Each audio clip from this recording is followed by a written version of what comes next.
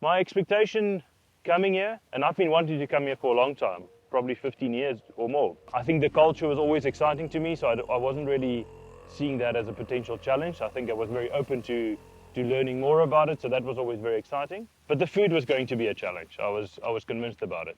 Fermented maize milk and mostly, animal intestines and stuff like that was always in the back of my mind.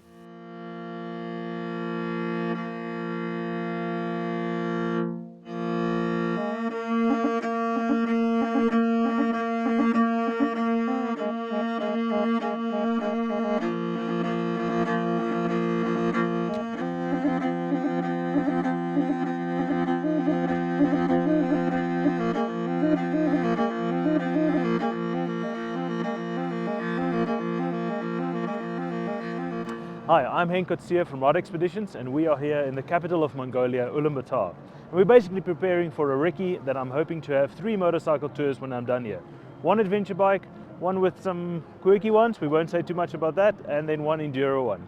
So if we get lucky, we'll be able to go down all the way into the Gobi Desert and maybe even ride a bike on the sands. Definitely something I'm looking forward to. And then turn towards the central Mongolia, see some of the greenier stuff and maybe some of the lakes, and then even end up way up north where the Siberian forest ends. So super excited to get this recce on the go.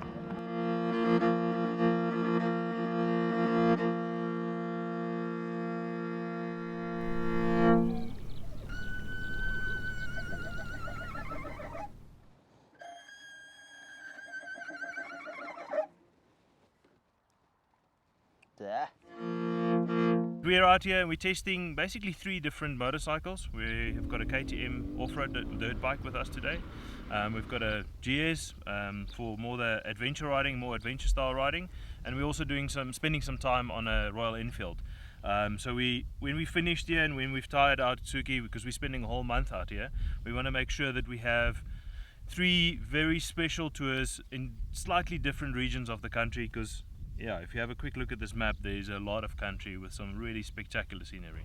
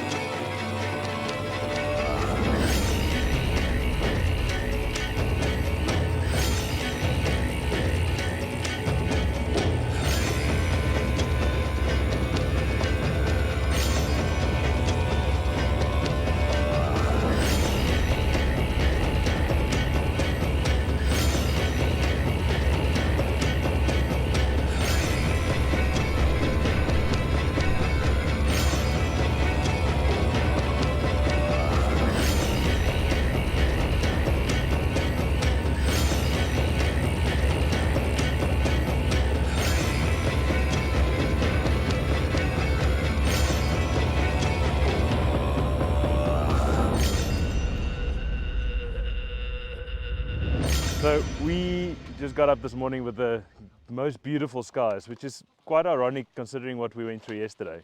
It started off as a stunning day, really beautiful riding once we got off the tar road. We're just a couple of k's away from the White Cliffs here in Mongolia in the Gobi Desert, and it was stunning. The most beautiful colors, probably the craziest stuff that Ian and myself have seen in a very long time. And then yesterday afternoon we just saw this built up of this crazy sandstorm that rolled over these ridges towards the camp, and just about by the time we went into the showers it was just crazy. And then it ended up being a stunning evening, beautiful skies, beautiful sunset, really spectacular, and then this the next day. So very excited to get back on the bikes this morning and see what else this country's got to give us.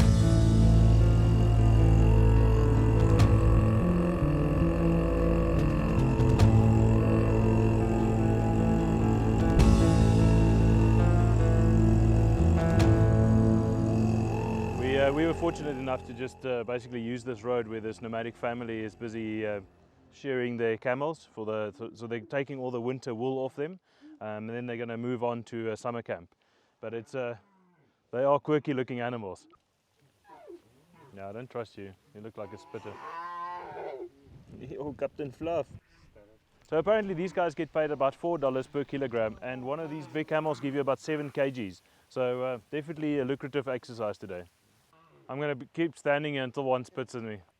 Weeping camel move. It's so That touching, noise, that noise. Yeah. I must try and remember that. Oh, shame. Yeah, it sounds like he's crying, doesn't it? When you get really stuck into the sticks, very remote areas, even more remote than this little area that we're in now, the accommodation is a lot more basic. But even there, the food is great. The people are always friendly. Even the English is not the biggest challenge. We had Suki with us, which is just a great person to have with us, and he was a really good guide. Made our lives so easy in this country, and having that local interaction, somebody that could speak the local language and speak to people, and get those little tidbits that you don't find. So I love my job about always meeting new friends, the people from all over the world, all different characters.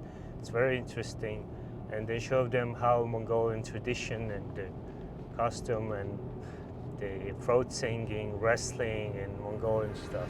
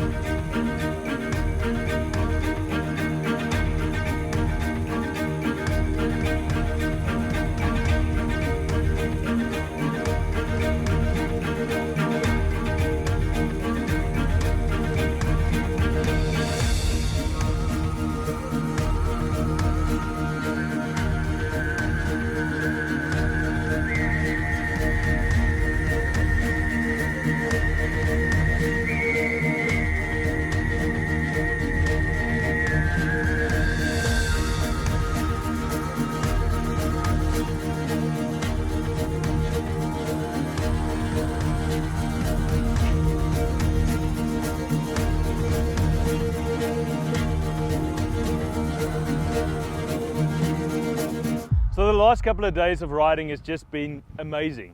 We went through this area called the Eagle Valley here in the Gobi region, and it was stunning. It was this really tiny little gorge that we rode through with the perfect lunch spot for this tour. And then after that we head to easily one of the best accommodations we've been to. It's really quite unique, beautiful gears, and there's even some ensuite ones which we'll maybe talk about later. And then after the Flaming Cliffs we had some of this type of riding. Long sections of big open flat pieces, and then finally got back into the mountains with a beautiful little dry riverbed, gorgeous that went through the mountain. Very stunning riding, a little bit technical, a little bit of patches of sand, but very good and exciting riding.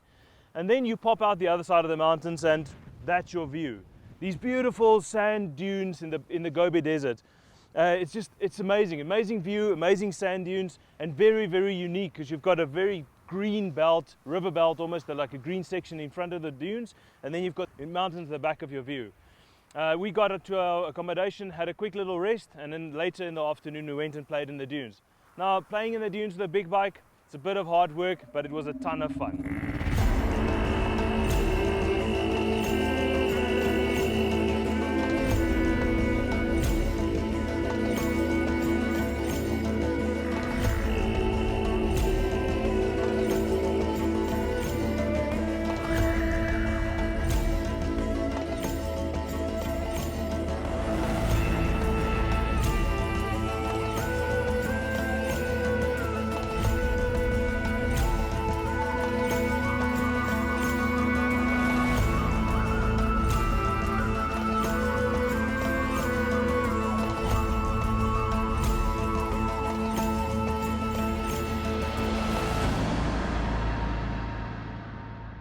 So Suki, tell me what are we looking at, and just give me a bit of a history of why is these ruins here?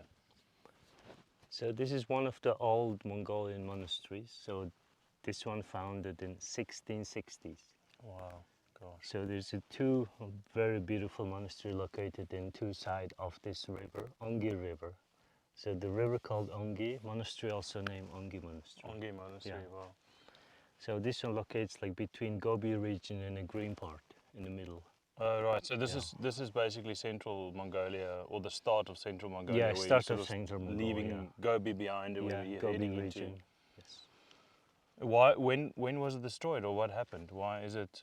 Is it just that old, or So what it's happened here? during the Soviet time, the Russians destroyed most of Mongolian beautiful monasteries and killed a lot of monks. Wow. Lots of noblemen and rich people. And it's just bad. There was really obviously bad. loads of people here. This is a big, It's big like thing. 1,000 monks in that Wow. time lives in here worshipping. Yeah, it says here 11 temples. 11 temples. Yeah, Wow. 11 temples. But you can see it literally. There's like every layer. There's another building. Well, it was a. The It was a grounds building. housed also 4 Buddhist universities here. So Wow. this is also the school and everything. So Big one. and it's all gone now. The location is very beautiful in between these rocky Mm. mountains.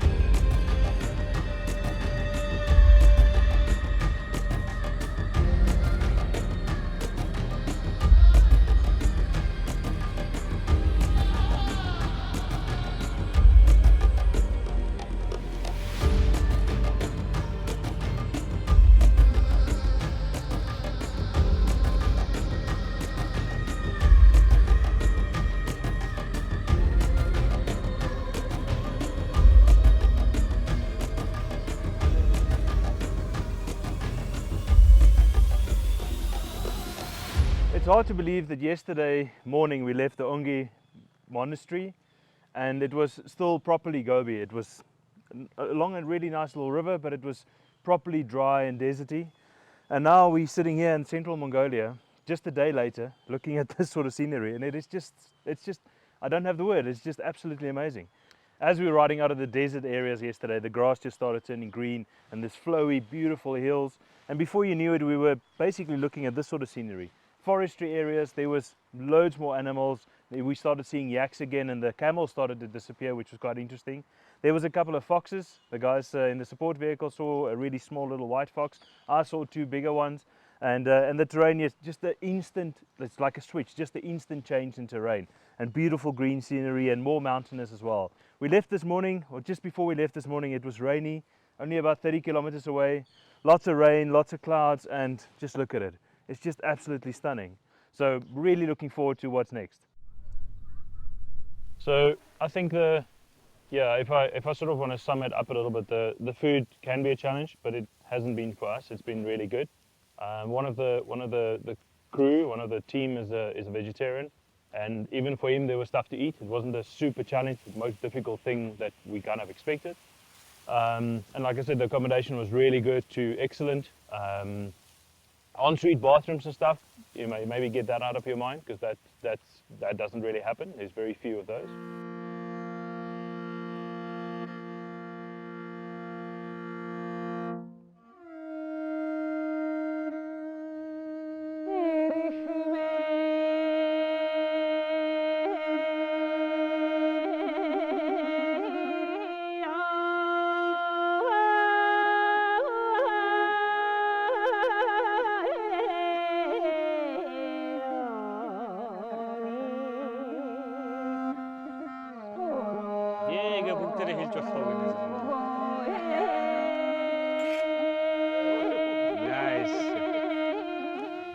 Suki, tell me, what's the significance of all the stupas on top of the fence? Like the border is full of them. So there's a 108 stupas all around the fence. So 108 is very significant number for Buddhist religion. Okay.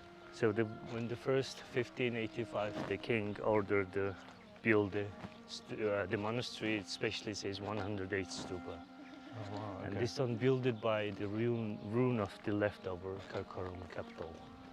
Is he the guy that had this built from the start? Yes. Oh wow. Okay. Yeah. I didn't know that part either. So this one also, the 1939, the anti-religion purge also. Same thing. Same thing. 10,000 monks Killed. killed.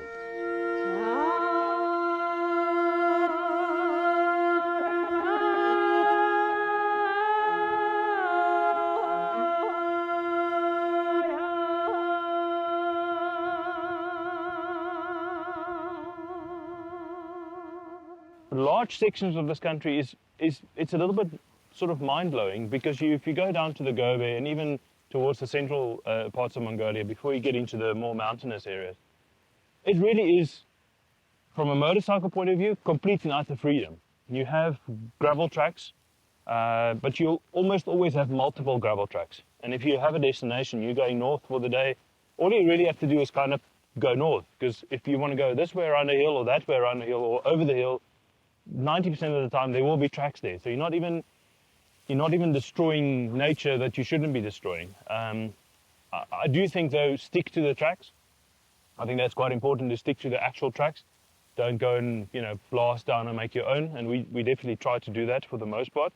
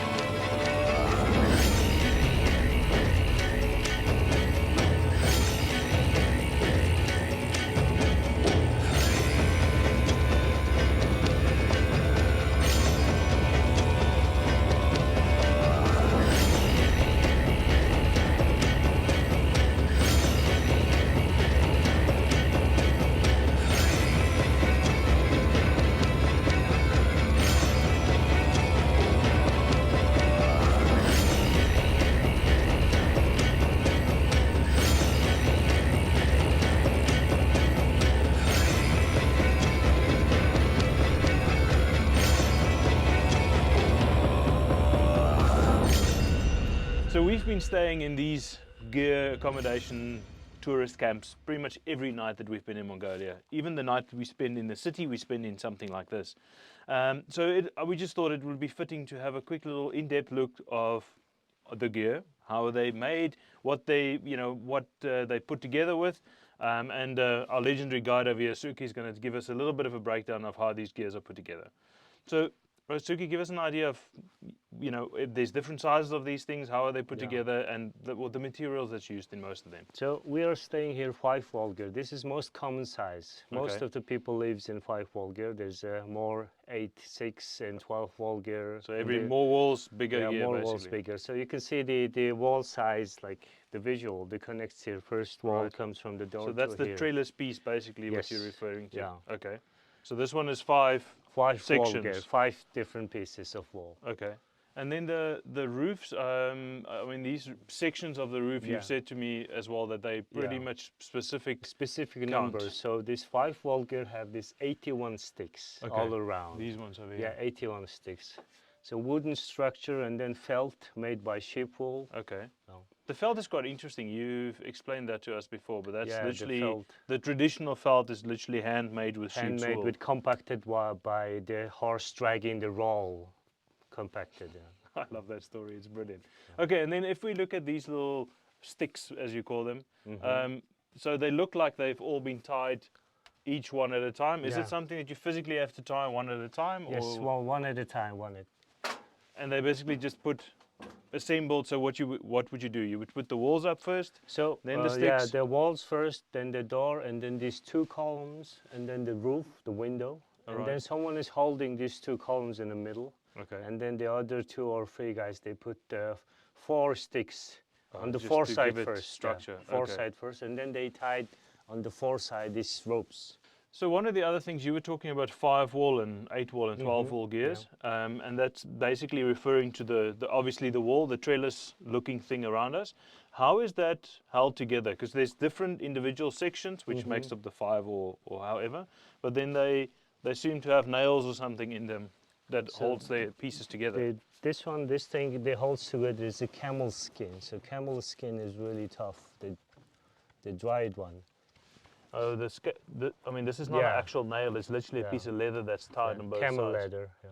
Which is quite interesting because the camel leather also came up with the bow hunting Yeah, guys. the or bow.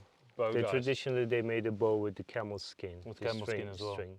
Wow. I mean, talking about the stove, and on a really nice rainy day like today, I think we might as well light the stove and Yeah. get it all heated up in here today.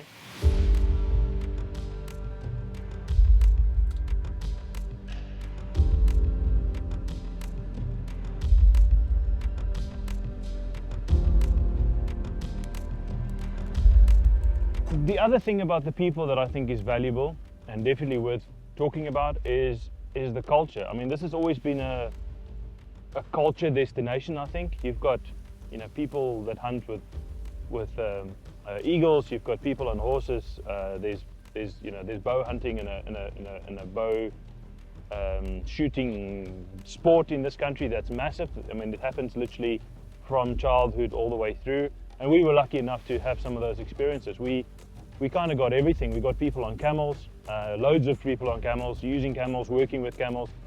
We even got lucky enough to stop at a little local nomad family that was physically shearing their camels and selling the wool or the camel hair. So that was great. I think the closest thing to a set-up tourist scenario was probably the reindeer people. But getting to the actual reindeer people is very difficult. You know, that's a whole tour. You have to get on a horse or helicopter if you're lucky enough and actually go into the forest to even get to them. Do you know how many of the reindeer people still live out here in the forest? Maybe about 300. So 300 kilometers away from you know? That's where they live, Yeah. 300 kilometers. And how much time do they spend down here? They're gonna stay here 2 months. 2 months, so Yeah. basically June, July, and then Yeah, they move June, back. July. Yeah. I wonder how many or how many kilograms they can load. Like, you know, what's the No, biggest not so person? much. Yeah, Not so that- much. that's It's like not very camels. sensitive. Very Yeah. sensitive. Yeah. So these horns are just the new growing now. Oh wow! 나물 온덕스인데, so the autumn, all these horns are fell Fell and off. then growing up. So it will grow more now. Wow. So that's why it's all the bloodlines inside. Yeah, so if So you you touch don't it, touch must it. be, Yeah, it's like, very, soft and very smooth, like sensitive. standard. Yeah. This is all the yak horn, you know, the cups. This is like a shot glass, but I don't know. People say that it's a shot. I'm not sure. It's like a vodka Yeah. shot.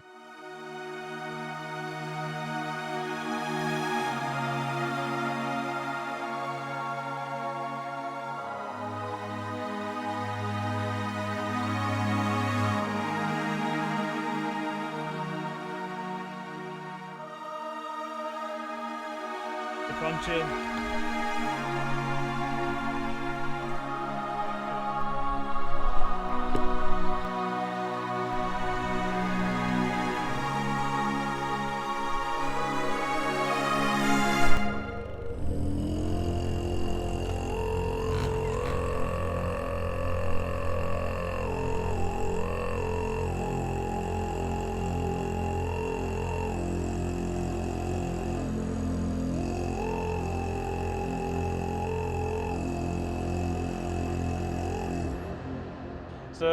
So Suki, where are we now? I mean, we've been back to the capital and we've left the capital again. So what part of Mongolia are we in So now? now we are in Far East Mongolia, most eastern province called Dornot, the center called Chobasan. Choibasang. That's the Choibasang. town that we're in. Yes, Chobasan town. And this town is quite a fascinating one. As you can see behind us, there's a war memorial here. Just give us a short little breakdown of the history. Why is it here and what happened? So the war memorial, there's a war happened in the eastern Mongolian border region called Khalkhol. So 1939, the Soviet and the Japanese war happened in Mongolian supports, and then the Mongolia and Soviet win Against that the war, Japanese at the time. Yes, Okay. yeah. So around 10,000 people died, so like half of it Mongolians. So this is the memorial for all the heroes. Oh, well, all the Mongolians that took part in the Yes, war, basically. yeah.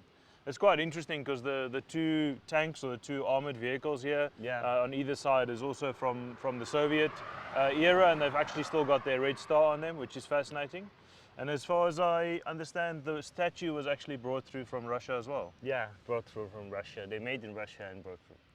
There's obviously quite a lot of Soviet history in Mongolia as a whole, but what's quite interesting in this town specifically is there's very obvious Soviet feel to the town. Lots of the buildings, and even interestingly enough, not really the same as the rest of the country, but interestingly enough in this town, a lot of the new buildings still have that Soviet sort of building style. So they're really sort of keeping it that way. I don't know if it's deliberate, but it sure feels like there's a lot of Soviet history and just a lot of history in general in this region that we're in now. She's a very good sales lady, this one. Very good. Thank you. Bye. In Munte? She's so good. Really good sales lady. So this is Genghis's birthplace. Yeah. Rock on the hill. Genghis birthplace, Delum Bolduk. Loom Balduk? Delum, D starts with Delum Bolduk. The Loom Balduk. What is that? What is that? Is that just what the This area is is called? the place name, this place name. So it's throwing wheat on the. What is it? This is not a stupa. So what would you call this? We call ovo. Oval, which is basically like a monument, I suppose. Yeah, yeah. Inscription. What is that? What does it say on the rock? It says the Genghis Khan, 1162, in the summertime, he born in here. He was born in here. Okay. So Mongolia trying to reintroduce this old script because now our official script is Cyrillic. Cyrillic, We're yeah. using Cyrillic one, yeah. Yeah, which is from the Soviet times. Yes, that from that was Soviet brought into. times. So trying to reintroduce this old script again. And some people can read and write, some people not. Yesterday we had a spectacular day again. We were extremely close to the Chinese border. Well, kind of as close as you can get without a permit at least. And then as we were leaving this little town that we stayed in, there was a local group of children and some professional archers just practicing for this Nadam festival that's coming later in this month. So we just popped in to have a quick little look, and they were phenomenal. They were so inviting and friendly. We eventually ended up, having a proper class because we needed it, and I actually got to shoot some arrows myself, practice arrows, and it was really cool, really amazing, friendly, and just open and inviting people is the best way to put it. And from there we made our way out of town, on our way to go and have a look at a natural reserve or a nature reserve where these beautiful grasslands with the whitetail gazelles. It's a spectacular area, big beautiful grass fields, flowy grass fields. It's just so stunning. And we actually got lucky and we got a couple of small herds of these antelope that we actually managed to see. So special day as has been every day. And at the moment we just got here to Genghis Khan's birthplace. So the big old rock with a couple of sticks, which looks a little bit Buddhist to me, but I think it's a local mixture of Buddhist and shaman religion and traditions. But what a stunning place. I mean, this country has just got so much to offer. It's endless. Every day it just keeps giving.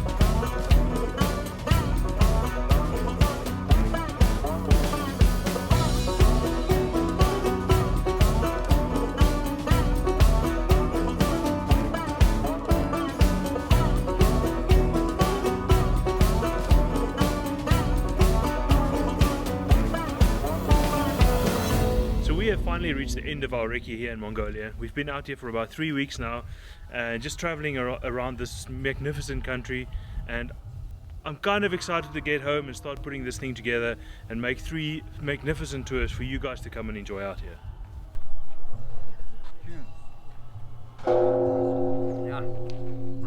He's been here 23 years.